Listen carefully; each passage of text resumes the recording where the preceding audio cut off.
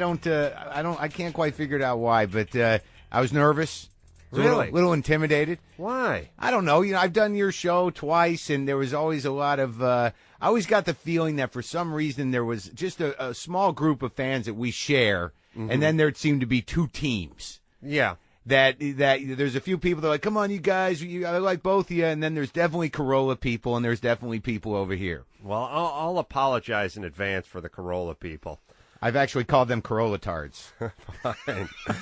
I felt bad about that, but it's a business where for some reason there has to be some acrimony between folks that are in the business. You feel that? Well, look, it's a very natural thing. Like Dr. Drew Yeah. hated every other person with the name. He hated Julius Irving for the love of Christ. I'd explained to him that he wasn't actually a doctor. Right. But it's like Dr. Phil, Yeah. Dr. Law, please give me a break. And when I was a carpenter, if any carpenter ever showed up to your house, they'd go, oh, Jesus, what hack worked on this house before you should have his fucking hands cut off? Yeah. Now I've arrived. But there's a competition thing. But it seems to me that you and I, for some reason, are seen as two different male archetypes. Is that possible? I mean, you come here. This is my life. I've been to your garage. I look at cars. I don't understand them. Yes. This is what I live in. These are books I haven't read, but I do read them occasionally. Right. Well, I think you're an artist, and I'm not.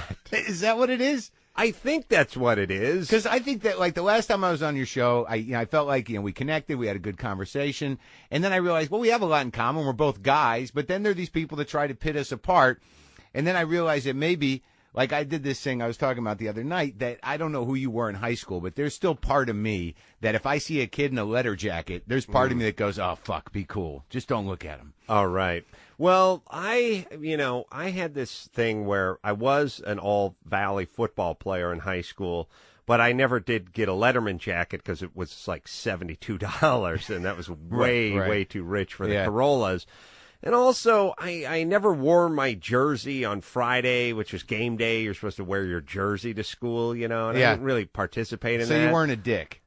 No, I loved football. I was pretty good at it, but I never was a jock per se. Yeah. And I ended up getting class clown and all Central Valley in football. So I had a nice Renaissance mix going on. And then, but my life was always so humbling. My family was always so humbling. My situation was always so humbling that I never had an opportunity to get an attitude about anything. And then did not, and should have, but I never overcompensated the other direction by being a dick. I think that's the one that I always had problems with. It was always overcompensating. Those guys were always just dicks for no reason, and they all turned out ugly. I always just had, when you have that kind of testosterone, the male pattern baldness is right behind the biceps, and then it's not a coincidence. What it is true. You eat. Yeah, you still continue eating like you're doing two-a-day workouts. There's a reason those guys look like that. I went to my reunion, my 25th, and I couldn't have felt more gratified that some of these dudes just turned out just fat, thick, bald, and ugly. But do you ever see those guys that, like, they're Armenian guys or the Israeli commando types, huge hairy forearms, hair all over, hair everywhere, but they're right. Bottom soles of their feet. Yeah. It's just not the end of their cock, like you hair. You see shaving lines on their forehead. Yeah, you're not sure. Like, by the way, when they're shaving and it goes down to their neck, they just stop at a certain point, and then there's a circle, creates a collar. The collar. It's essentially like someone took the head off a bear suit. Right. That's bald. Yeah.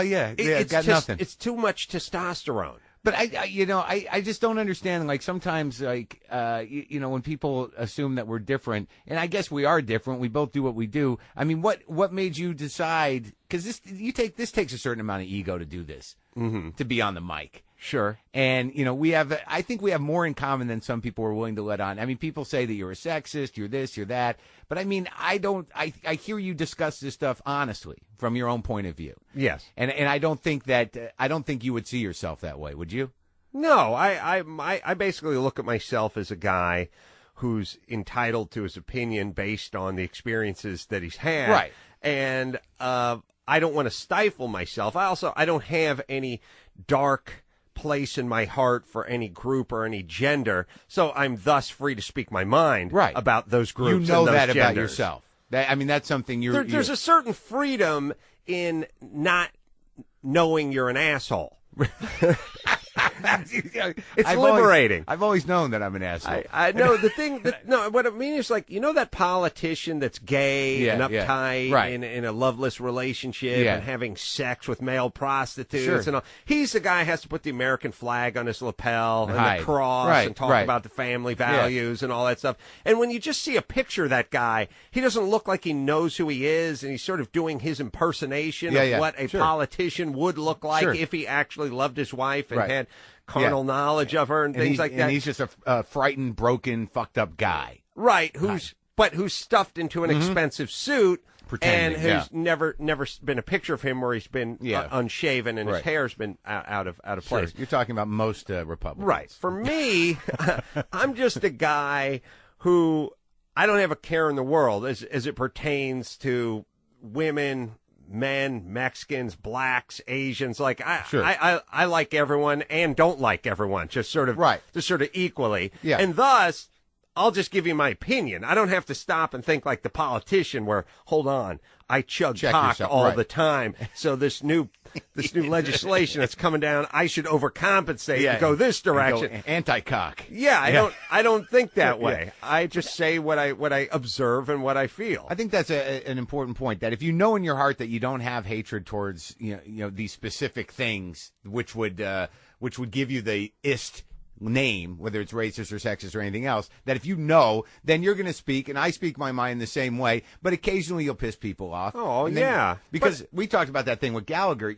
I personally, I don't have any problem with how people express themselves. And the problem I had with that guy was, and I talked to you about it on your show, was that he wouldn't own it. And then when I pushed him, it became clear that he was it. Right. And that to me is disingenuous. I mean, I think most guys I know who talk about race, who are talking, in what could be seen as a negative way about women, are really just expressing their minds, and they usually own their opinion. Well, also, the proof is in the pudding in terms of how many women have I ever raised my hand to in my entire life, or how many black guys have I fired because of the color of their skin? I mean, at a certain point, I always say to people, it's like accusing a guy of being a killer, but there's no body. Like, I don't care. We've all contemplated, shooting our nutty neighbor when he wouldn't turn the fucking ranchero music off at 4 a.m. Like, we've all had these homicidal thoughts. We've all know where I live? Yes. We're lucky. We might see fireworks tonight. Right. We've all, well, look, you got to celebrate a soccer win any way you can. Sawed-off shotgun, what have you. The point is this. We've all had these thoughts. Right. But if you don't act on these thoughts, then you're just a human being that never murdered anyone. Yeah. And as far as being called a racist, misogynist, whatever, unless you run a business where you have a policy where you don't let people of color into the front door, or a golf club, or you're, physically taking, your Ike Turner and you're beating the shit out of your old lady, well, then it's just sticks and stones. Sure. At that point. Do you know think what I'm saying? Yeah, absolutely. Do you think that at some level that there's this idea, and I believe it's true to a certain degree, that some in airing it out and talking about it, does disarm some of the hatred or some of the bad opinions about race and women and that kind of stuff, and it relieves some of that tension. But there's a fine line between that and sort of maybe escalating it in the wrong type of brain. Well, if you put a joke behind it, it's nice, but it's also hard as a white male to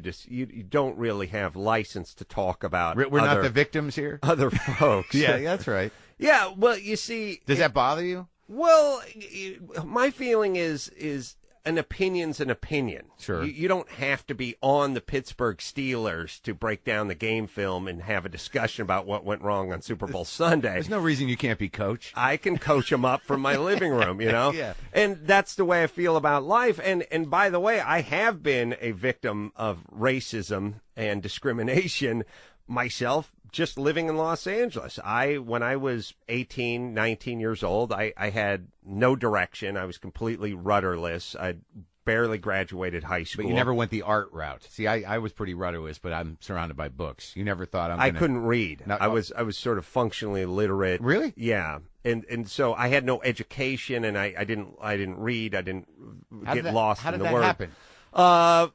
I was a product of the 70s, and I went to this sort of free-range Billy Jack hippie school. Really? A lot of finger painting? Finger painting, dirt clod throwing, and things like that, throwing shit on. I mean, I can tell you the difference between a slab pot and a coil pot. Sure. I know everything about a potter's wheel. You were given the goods to be an artist, Adam. Right, but I never was handed a book, and I didn't want to read. I was so insanely physical when I was a kid that all I wanted to do was wrestle and chuck dirt clods and play football and get guys in headlocks, and it was like, that's all I wanted to do.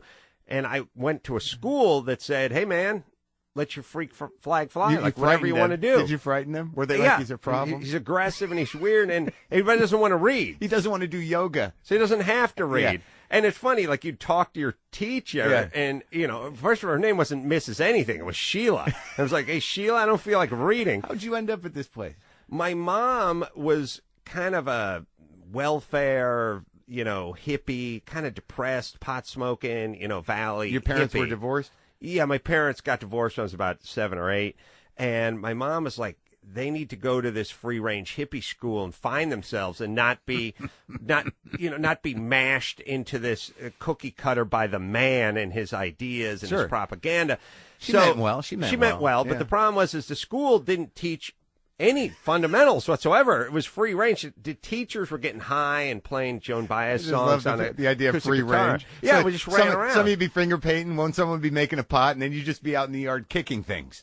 That's all I did. And at a certain point, I got the free range reign was over, and I had to go to public school, and I didn't know how to read. How old were you? I entered in the 5th grade. And you really just had not done any of that, and the hippies didn't teach you how?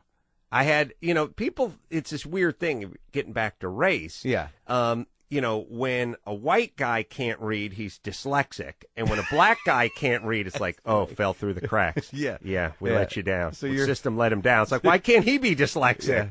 Yeah. People refuse to realize that I'm dumb like that way. I'm not good. I never learned. Well, there is dyslexia, isn't there? There is, but you're not born with the ability to read the English word. No. It is taught to you. Sure, and if it is not taught to you there's 3 or 4 different ways to spell there. Yeah. And believe you me, you ain't going to guess the right one. That's right. If someone doesn't point it out to you early and often. Yeah. I had no idea. And then it was just a weird, shameful secret. Like, all right, now I'm in public school. People think I'm relatively bright. You are. I'm good at sports. Sure. I don't want to let anyone know that I'm an idiot. So I just sort of faked my way through, and because it was the L.A. Unified School District, it was like, all right, moving on. How did you fake it when you were asked to read out loud? That's always the big test. It was a lot of, for me, probably diffusing things with humor, right? Making a joke about not having my bifocals and then handing the book to the guy next to me or something like that. I had a moment where I was asked to read in a social studies class, and I was not a big pothead, but that day I'd smoked pot at lunch, and there was no fucking way I could read. Right. And I literally had to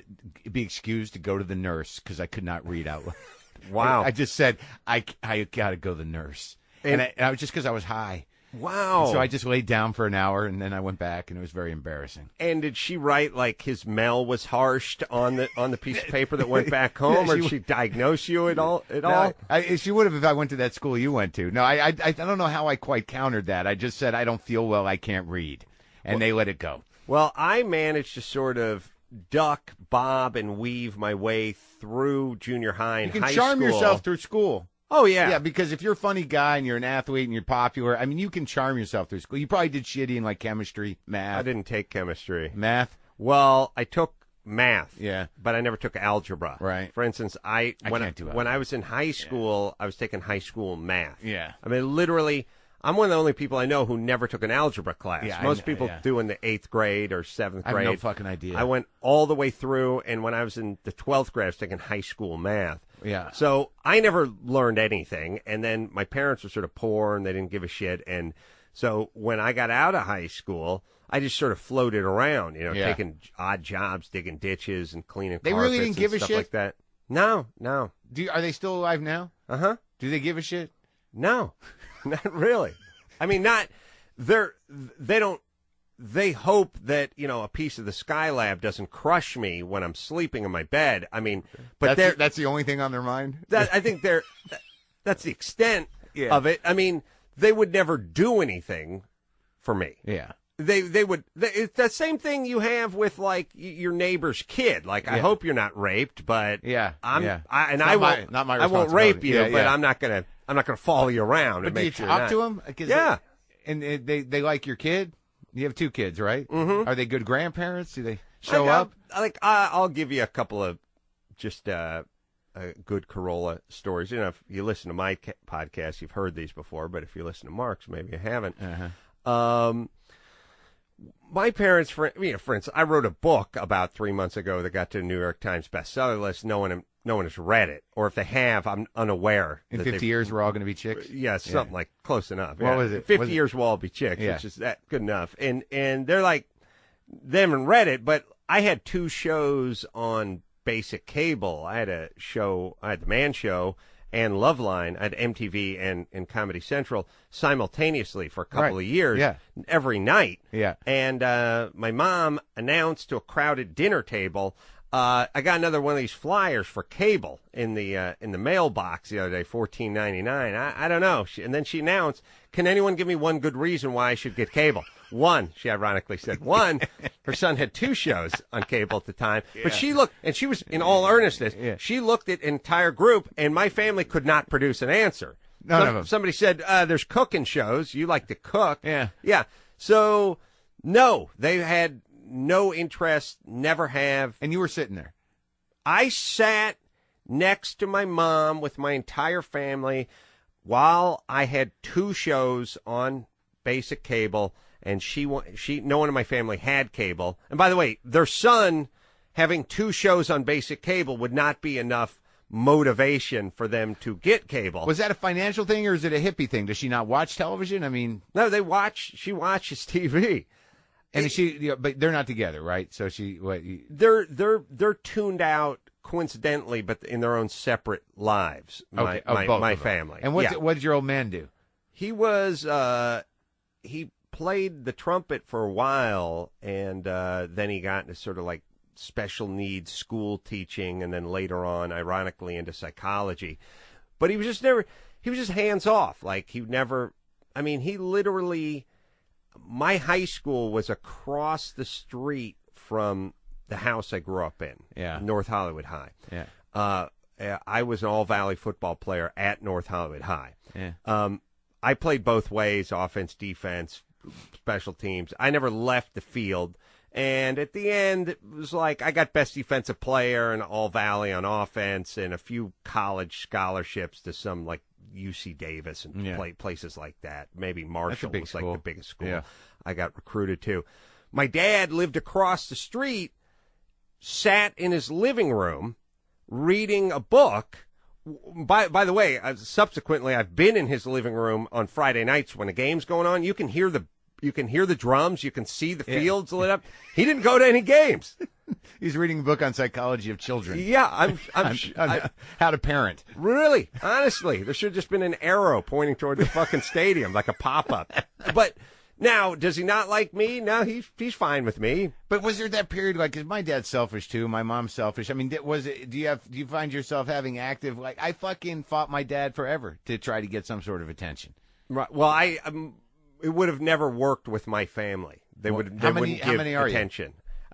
Me and my sister. My sister ran away when she was like 13 or 14. She was for good? Like, basically, yeah. She was Holy like, shit. Fuck it. And there was no abuse. There was just sort of like, they don't care. The ultimate abuse is really you don't exist. Yeah. I mean, if you sort of, you got to go parent yourself. It's sort of what happens. I would rather have a cigar put out on me, let's say once a month, than not existing. Like literally.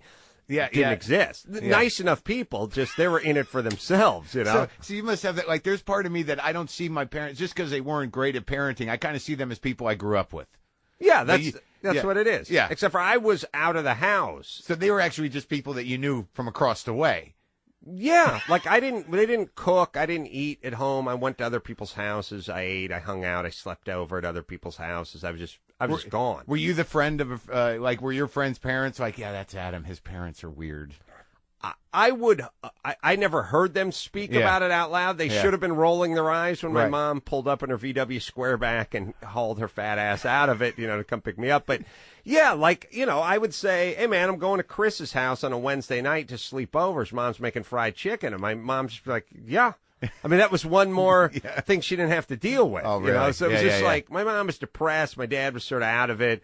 And it was just like, it was the 70s and then into the 80s. It was like, just raise yourself and get the fuck out. Like, how much of because I find that because of my relationship with my parents that I've driven by an awful lot of anger. I mean, I don't, I'm not fishing, but I just know that there was part of my personality as a comic and as a broadcaster, as somebody that requires, because I think that we have something in common in that what we do is about us. Mm-hmm. We want to be seen. And I think that if I can identify with what you're talking about, I felt a little bit erased by my parents' needs. They were very needy people, incapable of really separating. They needed things from you. Right. So that means, I had to, fight for a fucking sense of self. Right. And that there's part of this that I do and part of the comedy, which is like, it's just me going, I'm here. You must pay attention to me. Right. Now, listen to me. Yeah. Were you driven by any of that sort of compulsion or anger? My parents didn't need anything from their kids other than to leave the fucking house. Right. What about spite, though? You didn't have spite? Well, I'll tell you what I had. Yeah. I mean, I was never... So there was never a sense of, like, make mommy feel good or make daddy feel whole again or you're not good enough for me or why do you do this to me? I could give you that. You want my parents' number? It would be something. Yeah. I always used to say, like, I'm... like, my dad never beat me because it would have been something. You know what I mean? He would have to get off the sofa and put his book down. That would show he had feelings toward me. Yeah, some kind. Some kind of feelings. And people ask about religion. And I'm like, that would have taken effort. We would have had to go somewhere on a Sunday and worship or whatever. There was nothing. And you didn't identify yourself with it. Like, I was identified as a Jew, but I never was taught what it meant. Like, I never felt like I needed God. My parents were like, look, if it involves effort, we're not doing it. So you kind of got lucky. It's like tabula rasa. You got, you sort of had a blank slate. You had to put yourself together on your own. Everything I am is a sort of composite of all that I've experienced, but none that has been foisted on me. Right. So obviously, we all know that if you grew up in a certain part of Pennsylvania, you'd be Amish, and if you grew up in a certain part of Africa, you would be a Muslim, and you'd be praying, you'd walk down Fairfax Boulevard and you see the Hasidim, they're 8 years old sometimes, full beards, and you're like, holy shit, and you're like, that's all you would be. Yeah. The one good thing I can say about me is I was an Etch-a-Sketch. I got put in a paint can shaker. There was nothing.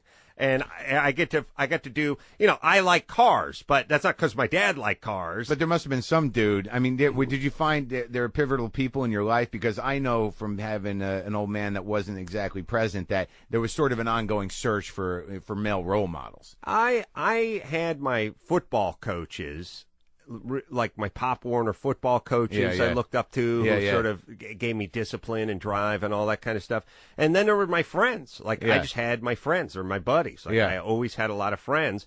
And I ate at their house and slept at their house and masturbated at their house on occasion. Thinking about their mom. Not in that order. Maybe. Making the chicken was more like, oh my God, you guys are serving pork chops? Like, holy shit. Right.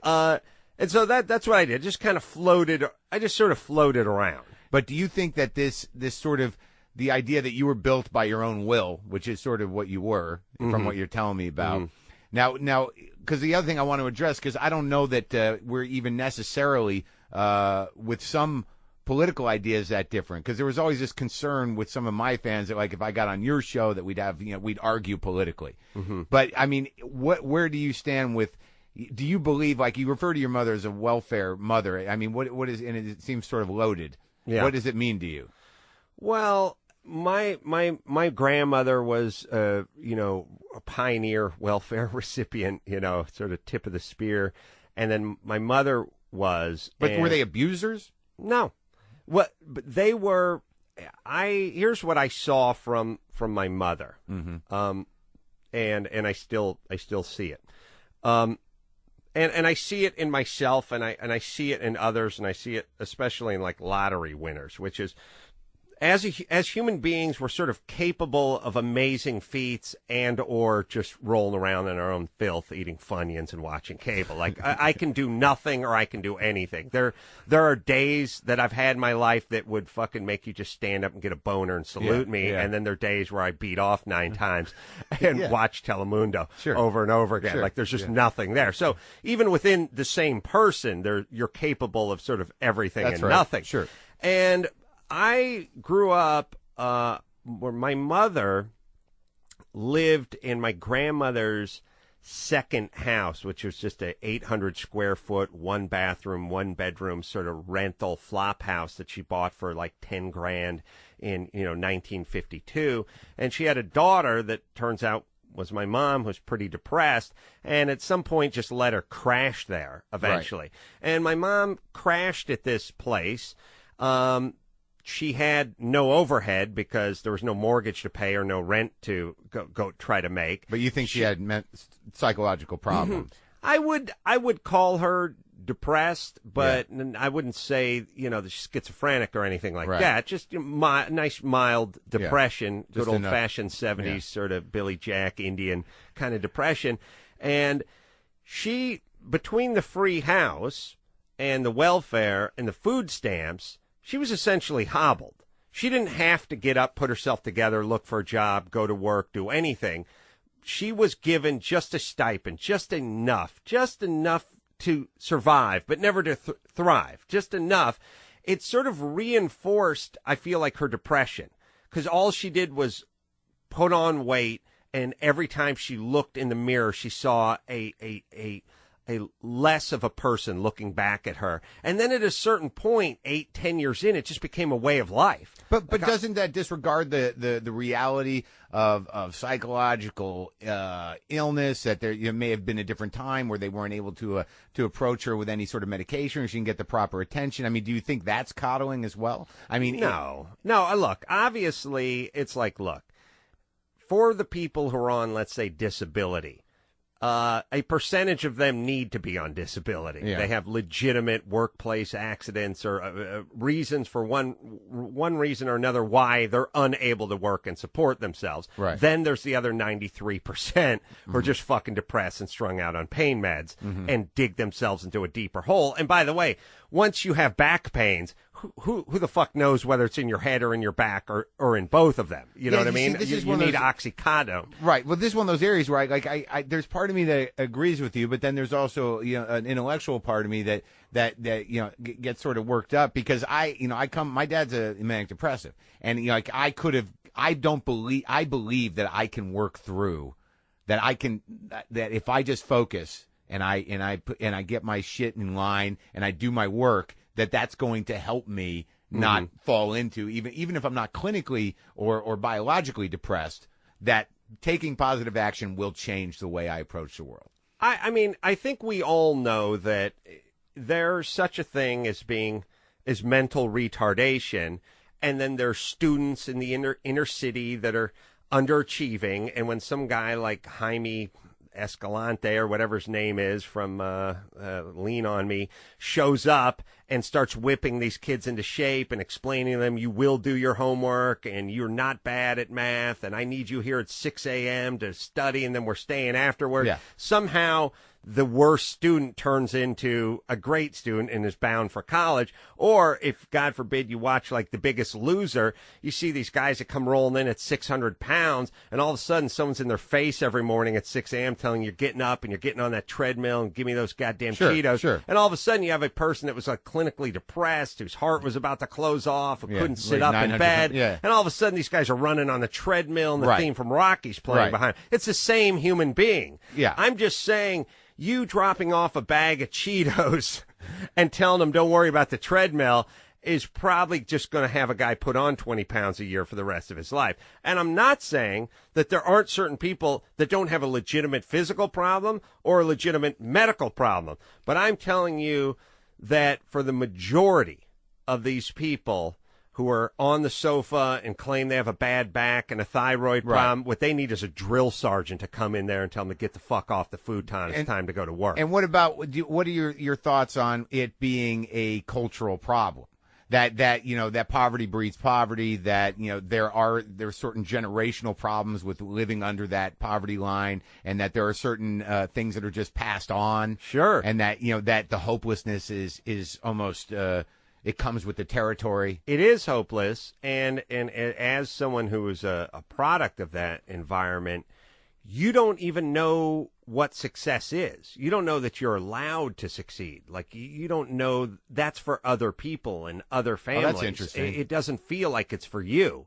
It's this sort of thing where I'd go to other people's houses and I'd walk over to their fireplace and see a picture on the mantelpiece of them all in snow gear on top of, Mount Bear Mountain over there. They're all arms around each other, like holding skis, while some stranger took a picture. And I'd say, well be what is this? Another planet. And they'd go like, well, we went skiing. We went to Vail, Colorado last winter. I'd be like, everyone together? And I'd be like, yeah. Where do you get the skis? Like, you buy them. What? And then what? Yeah. You own them. Like, where'd you get that jacket with the goose down in it? It's like, you buy that? Who buys these things? Like, where are you going? How'd your car make it up the hills? Like, we flew. You got on a plane? Like, it was like, you don't know this world exists. And when you live in that world, and look, it's not about your skin color. It's just about you look out your window, or better or worse yet, look into your window from outside your house, and you just see a bunch of super depressed people going, you know what? Even if you did have it, the man would take it away from you. So don't even bother trying it. And there's a psychological component that comes along with it, which is, rich people are evil, and anyone who ever got rich is just there because he's polluting a river, or somebody died and gave him a bunch of money. Like, they don't. Well, how do you think that shifts without breeding contempt of people that will dump their own resentment on what they call the welfare state, or whether it becomes racial or not? I mean, as a guy who thinks about this stuff, I mean, whose responsibility is it really? Well, ultimately and sadly, it's no different than the show I hate because I can't stand seeing the commercials at dinner time when I'm eating, when the guy has the huge areolas and he pulls his shirt off and there's 500 pounds of man boob standing there. But ultimately, the biggest loser, that model will work for society, which is some obnoxious asshole who weighs 164 pounds yelling at you to get off your ass. You're not fucked up. Your back's good enough. Put down that fried chicken. Get on the treadmill. I don't care if you're not good enough. You can just walk on it. Let's get it going. So does someone like you believe then in the idea, like, Obama's idea of a public works movement to get, like an FDR type of thing, to get people working, at the behest of the government, to rebuild the infrastructure of the cities and that kind of stuff, would be something that could work in that way? Yeah. The thing is, here's what I know. I know that the sedentary life creates depression almost immediately. Yeah, I know that. It's insane. Like, you and I... It's happened to me, though. I mean, I felt it in my life. I mean, you've been trying to be in show business for a long time, and there were periods there where you weren't succeeding. And anybody who knows or can relate to, masturbating 4 times a day and eating, snack foods until you pass out, for weeks on end. I mean, you've been there, huh? Sure. I've masturbated with the snack food. Yeah, Funyuns are not. I put the fun in Funyuns. Sure, right? You got to mix things up, No, but here's what I'm saying. You could achieve all that you can achieve and go out on the road. You go to Caroline's. You do six sets. I just got back from Minnesota today. You kick the shit out of the audience. Yeah. They love every second. Right. You come back. You turn your ankle. You're in bed for 2-3 days. Yeah. You end up drinking beer and watching too much Let's Make a Deal, and you're immediately depressed again. Like, it can wear off like that. I mean, people are essentially like sharks that need to keep moving and keep swimming forward. And you take someone like my mom, and you go, you know what? Take a year off. Here's a welfare check, and they never get back out there. But I think also the guys you see on those shows that, like, unless somebody stays on top of them, you're going to slip. It takes a certain amount of diligence. It's like with AA. I mean, you spend enough time with Dr. Drew. Sure. That, if you don't stick by it, eventually your wiring's going to win. Well, and there's nothing you can do about that. But I guess the other thing I wanted to talk about, like, in terms of your fans and my fans, like, I have people, like, I get this. I go out on the road now, and it's very interesting. It happened again in Minnesota. The club owner said, look, you sold a lot of tickets, but I've really never sold this many single tickets.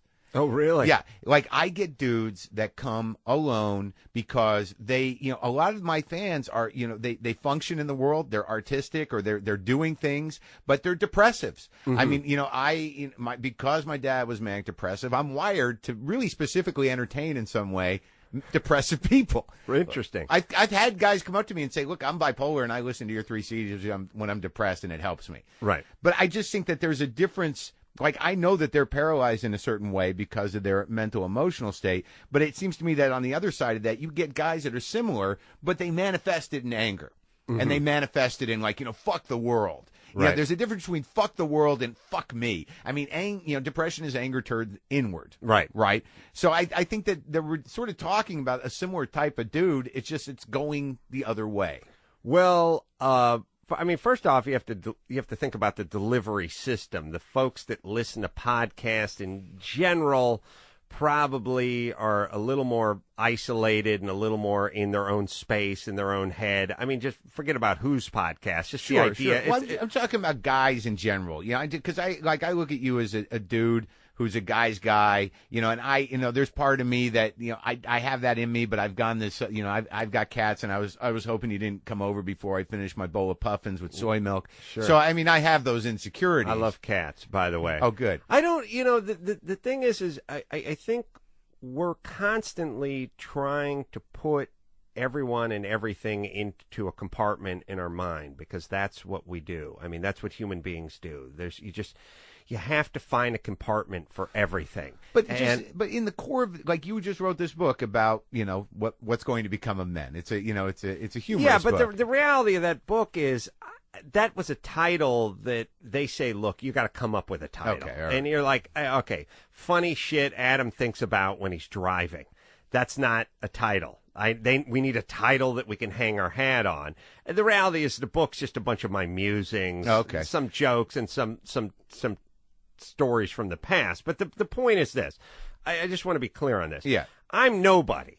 I'm not this guy or that guy. Yeah. I'm a composite of a million guys. Yeah. I love cars. Yeah. I also love cats. I also love building. Yeah. I also love sitting around with my wife and watching the Real Housewives of Atlanta. Fucking cry my brains out if I see a Special Olympics ad on at night, especially if I have a couple of glasses of white wine in me. I will fight you if you cut me off in traffic. If you want, I'm not that dude or this dude, or I'm me. And what we try to do is we go, oh, that's him. Oh, that's his audience. Yeah. Oh, that's what he said. Right. If you go to my show, it's 50% chicks. Yeah. Every time. Yeah. It's old guys. It's young guys. There's old couples. There's single angry dudes. Yeah. It's mixed. I am surprised, quite honestly, at the crazy diversity of the white people in the crowd. Yeah. But old, young, there's black guys and a lot of Asian dudes, like just guys where you go, like, I'm thinking to myself as they're coming up after a show wanting an autograph, like, what the fuck are you doing here, 50-something-year-old woman? I feel that too. They're just there. Yeah. So this idea where you have to put everyone into their compartment is probably something that we do as human beings. And it's probably unnecessary. Yeah, I agree with you, and I find the same type of thing when people listen to me, and I guess I am drawing these lines only because I'm responding to certain people that drew lines initially when I started podcasting. But I think what I'm asking you for myself, and just as a guy who is not that much different than me in some ways, is that it seems to me that depression and the type of anger that you see, like there are some dudes, who are just angry, dumb dudes. Sure. And that I have to assume that a lot of that comes from the same place as a dude that's going to beat the shit out of himself. That there's fear, there's depression, there's who the fuck knows what. It's an inability to sort of own up to your own sadness or fear or emotional place in the world. Yeah, there's that, and there's just breeds like there's breeds of dogs. Do you think that's true? Oh yeah, I definitely think that you mean genetic types of people. Oh, absolutely. Not necessarily race, but just the genetic types of people. I've noticed that myself. Well, I don't, look, there's 100 species of sharks, and bull sharks are fucking aggressive. Like, if you're in the water with a bull shark, you're fucked, and if you're in the water with a nurse shark, You're not fucked. It's not this bull shark is a happy bull shark, and that nurse shark's a cunt. It's a well-adjusted bull shark. Yeah, don't worry about him. That one looks angry. Yeah. He wasn't properly parented. I'm just saying, in the animal kingdom, there are honeybees, and then there's Africanized killer bees, and sometimes hard to tell, but the difference, and then there's the ones that got bred sort of in between, right? And there's bees, and there's hornets, and they're bears that do nothing but sift through garbage, and then there are ones that fucking dismantle men. I mean, it's all we see in breeds of dogs. You know, you have a Labrador, they're normally pretty docile, whatever, and then there are dogs like chows that are a little more aggressive, right. And so people, cultures, and people. They have their own wiring. Right. I mean, they just literally do. To do that thing where it's like every culture is going to be the same. No, they're not going to be the same. Just like every breed of shark is not going to be the same. They'll all be sharks. I think they'll that's be a little bit different. I think that's true. And also the difference between the sharks and the dogs and the bees is that they never say, like, is this wrong? Right. And the thing is we do accept it in every other form of species on the planet. You do the thing where you go, that snake is docile and non-venomous. Right. This snake is very aggressive and very dead. It'll take down a horse. Right. You know what I mean? Like, so stay away from this. Don't worry about that. But again, humans have the template of civilization and law to make those decisions for them. We do expect a certain amount of non-killing behavior from our people across the street. I would say, right, and it'd be nice. But ultimately, I mean, again, I don't have a religion. Sure. I know that there's a certain, I just believe in sort of nature, and there's a certain amount of our species needs to be gay and not reproduce, and a certain amount of them needs to kill others in our species. Sometimes the gay people behind a pickup truck. But either way, we're going to limit our population, although I would argue killing the gay people is a push because they're not repopulating the place. But I do have this... Oh, so you actually think that there is some sort of like...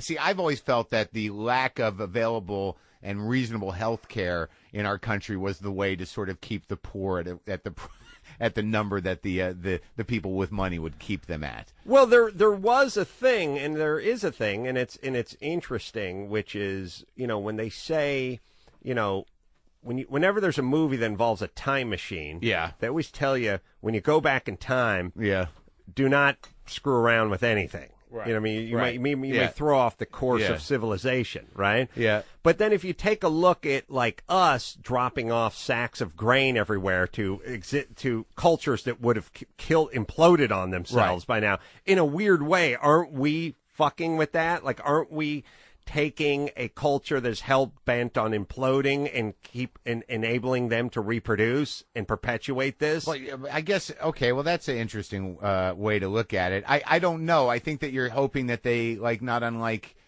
somebody helping your mom out or helping other people out, that they'll rejigger themselves into a functioning system. And just like my mom, the rejigger part comes, and I should stop saying jigger so many times when I'm talking about this culture, so I will slip up eventually. But the point is here's what should come with the welfare check and my mom, or the sack of grain and the rejiggering process, which is, look, Mom, here's your welfare check. I'm also going to need you to come down and put in a certain amount of hours over at the welfare office painting the side of the fucking thing so you can feel like you've earned this. It's not a gift. You got to earn it. And by the way, don't do it for us, do it for you. And as far as the sack of grain that's being dropped off, we're also dropping off some Norplant, because you guys are breeding faster than we can keep the grain coming. I think they do that, though. I think that happens. It should be more prevalent, because whenever you hear the discussions of, you know, the Bill Gates and his wife are heading down, it's never heading down with a C-130 full of condoms. Right. It's always, we're bringing the books and we're bringing the grain, well, you know who which does I'm that? all about. But let's start limiting the population growth here. Well, you know who does that is the guy who owns Adam and Eve. Oh, really? Yeah, I think I did some research on him. He's an interesting dude, man. A lot of the money that he gets from Adam and Eve, if I'm not mistaken, goes into providing condoms and birth control education in Africa. Wow, He's an interesting philanthropist, that guy. It is, sadly, that's more the exception than the norm, because you don't see specials on 60 Minutes from the Adam and Eve guy. Well, sometimes you do, but they usually make it a little, like he's a good guy most of the time, but he also does this. When you talk about depression and you talk about people who, like should be able to get up and work and stuff, I mean, it's getting harder, period. I mean, isn't it? Well, I mean, I'll put it to you this way. When I was, it's sad because when, you see the news and they go, highest unemployment since 1983, worst economy since 1983. Sure. And then I go, 1983, that's when a 19-year-old Adam Carolla with barely a high school diploma and parents that didn't give a shit was wandering around North Hollywood going to construction sites asking if they needed trash to be picked up for, $6 an hour. Like, that's when I was trying to get a job. And it was fucking horrible. Like, I was going into supermarkets going, could I box some groceries? No, we're not hiring. Like, they wouldn't hire anybody. Right. But eventually, I got the world's shittiest job. I got a job cleaning carpets in the middle of the night in restaurants with illegals, getting paid $6 an hour and having the tax. I got taken advantage of, essentially, because that's what the economy dictated. Right. And then I got a job digging ditches probably about 4 miles from here in Silver Lake for $7 an hour. And that's the only thing. And you were on the books. I was. But so that was that's the only thing that was out there. I mean, it was horrible. The conditions were horrible, right, and they were dangerous, and I was taken advantage of. But I had no choice. Like, right. I didn't have parents that would take care of me. And I didn't right. have my welfare check or anything. Sure. And I would just go from place to place. And eventually I stuck with it. I stuck it out. I remember my boss said, I'll pay another $1 an hour if you buy a pickup truck. And I bought a piece of shit pickup truck. And then next thing you know, I got a couple of tools. And then next thing you know, I'm a carpenter. And I'm able to sort of get along. But I was forced into it. And I wouldn't have done it. I mean, if my stepmom wasn't trying to kick me out of the garage. Yeah, oh, you had a stepmom too? That was bad news. But I'm just saying this, that I do believe people are capable of a lot or nothing. And I think if you create an environment where you ask them to do that they will rise to the occasion. Or if you create an environment where you ask nothing of them, they will sink to that as well. So, all right, but the other thing about, the atheist thing and the God thing is just, I mean, it seems to me that people do have a fundamental need to believe in something, to be part of something. They're scared, Yeah, and they're scared, and also I think on some level it defines them somehow. Yeah. That, like, I read this book called The Denial of Death, which was a great book. It's a very smart book, that people want to be feel part of something bigger, so they feel like they are not just meaningless. Right. Well, that could be football. Yeah, it's scary being a human being, because we're aware of our mortality. And sure, yeah, I get it's a bummer, So, yeah, but I mean, I don't have any problem with that. I got an email from a guy yesterday about a show I did in Minnesota that couldn't believe I think he put it, bring the living God, Jesus Christ, into my filth act. He called it a filth act. Wow. Just couldn't believe it. Yeah. I obviously it's a fairy tale and he doesn't exist, and I do believe that the people that claim to believe don't believe, otherwise they wouldn't get quite as violent about it.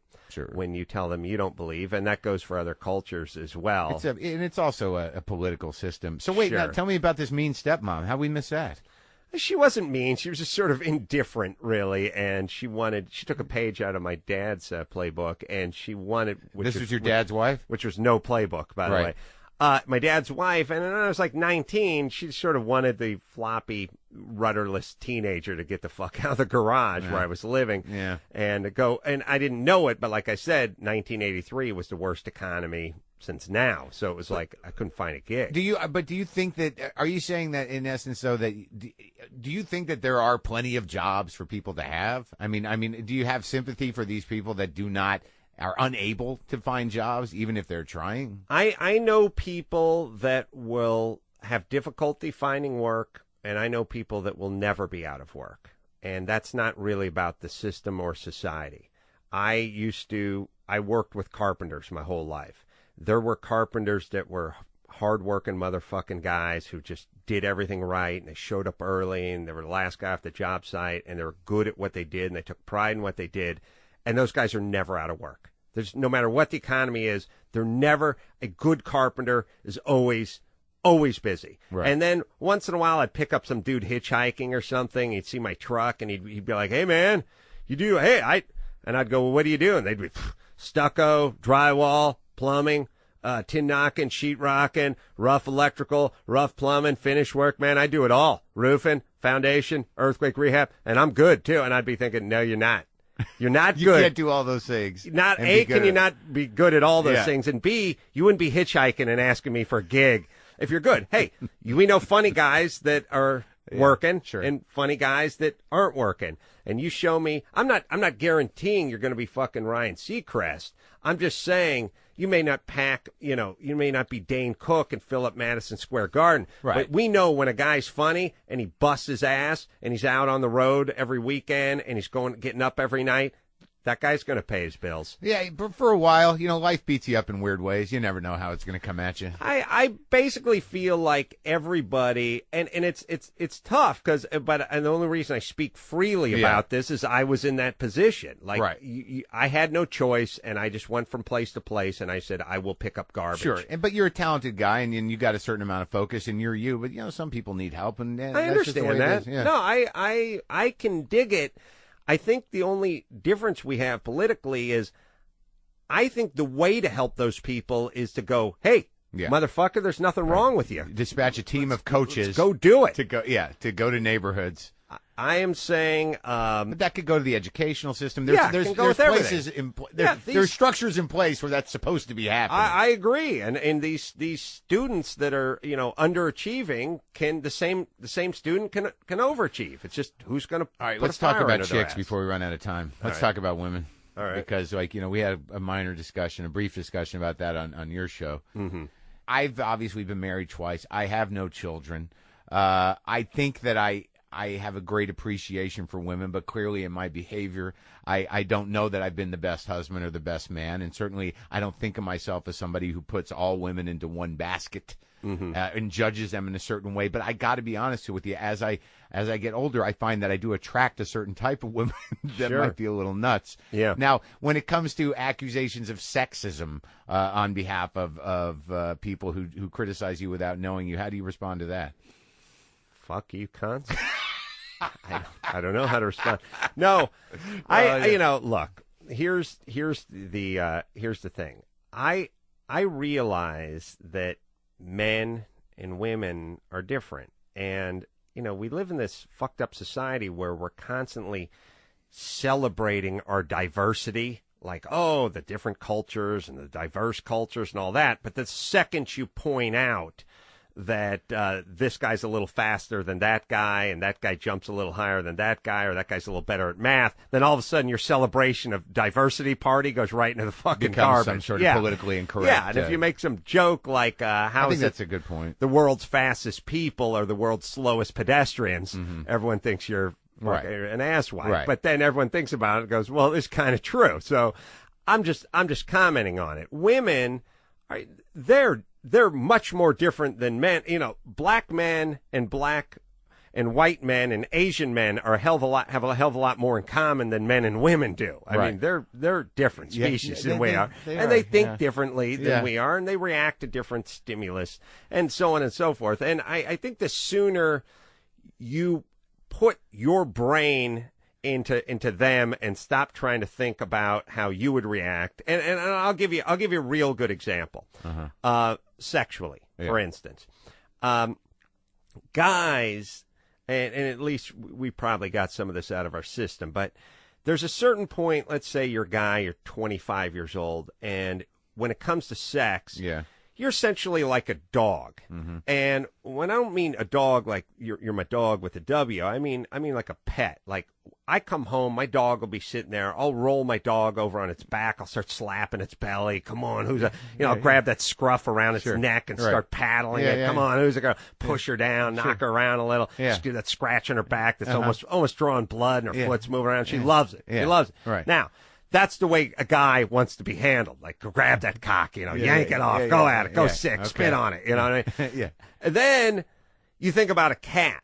Yeah. If you come running at a cat, like I'm going to knock you down or rub that belly, that cat's like, I'm getting on top of the refrigerator. I keep insisting on doing that with my cat. Right. And that's why cats, by the way, when a toddler comes over to the house, they go, I'm going up to the fridge. Not dealing with this shit. Fucking 3-year-old pulling one of my ears off. Right. Right. So you now, as a dog, think, I'm going to take that cat. Yeah. And I'm going to handle it just the way I like to be handled. Right. And you're freaking the cat out, and the cat's chafing. And you think about a cat. You sit there. What do you do with a cat? You sit in the room. You don't jump on you don't pounce on the cat. Right. You sit there and let the cat come up to you. Sure. And then once the cat comes up, it's a little curious. Don't make any sudden movements. You'll freak the cat out. Yeah. Put your hand down slowly and start stroking the cat nice and evenly. And the cat will apply pressure where the cat wants the pressure. It's not. You're not going to start cranking its tail up and grabbing its ears and twisting it and all that kind of shit. Yeah. And so, as sexually, it's easy to figure out, but spiritually and psychologically, it's the same thing. We want different things. And I think the biggest problem comes is when you start thinking, why aren't you thinking like me? Why don't you do what I do? And why don't you think like I think? And they do the same thing back to us. Yeah. Shit that doesn't mean anything to us means a shitload to them. And I always say it with like, you take like a gift. I always talk about this. Like if I said, I want a new cordless drill, and you said, I want a new ashtray, or whatever you call it. I need a new microphone. Mm-hmm. If your girl went and got it for you the next day and just presented it to you, you wouldn't give a fuck if she bought it retail or pulled it out of the retarded neighbor kid's house. It wouldn't matter. It's like, oh my God, I asked for this and here it is. This is awesome. Yeah. Now I have a drill. You have a microphone. We're happy. Now chicks, they say they want flowers, but not if you're a florist. Yeah. I mean, I was dating a chick once. Her favorite artist was Tori Amos. Yeah. I was at a radio station. That's hard. Someone gave Tori Amos. I know, I should have seen that one coming. Tori Amos gave a fan gave Tori Amos some flowers. Right. Tori left them behind. Right. I took them home to my girlie. Uh-huh. I said, "Sweetie, here's some flowers." She was like, "Oh my God, for nothing. It's not even my birthday or anniversary." I said, "No, flowers." And she said, "Oh, this is great. Let me put them in some water." And I said, Guess who they were for?" And she went, "What do you mean?" I said, "These flowers, even better, for your favorite, Tori Amos." And she's like, "Fuck you." And I'm like, what? If somebody had given me flowers that were meant for Graham Parker or John Hyatt or something like that, I would have been like, oh, even better. Now I have flowers that were meant for a guy I like to listen to. Yeah. Nope. Fuck that. Because it wasn't you didn't think of it on your own.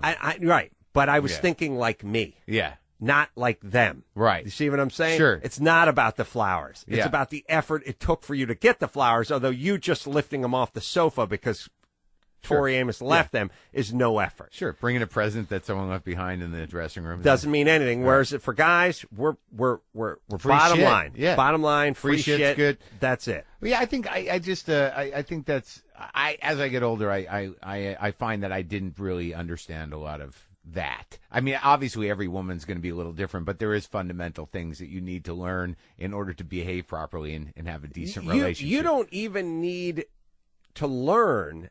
I do. In the sense, well, not learn, but what I mean is you just basically learn like a guy who's, probably I was thinking of like Rodney King learned next time you get pulled over, don't go flying out of the car because you're going to have 8 guys kicking you in the head. Like the deal is I don't want to do the things I do with my wife. I figured out, that's what she wants. Mm-hmm. I mean, it's sad. Right. She thinks, this is a genuine gesture. Right. No, for me, it's more like you got to do this, even though it goes against every fiber in your body. Compromise. Because that's the language that she speaks. Yeah. But yeah, it was an interesting analogy, but I still think that maybe the cops shouldn't have behaved like that. No, they shouldn't have. But you're still going to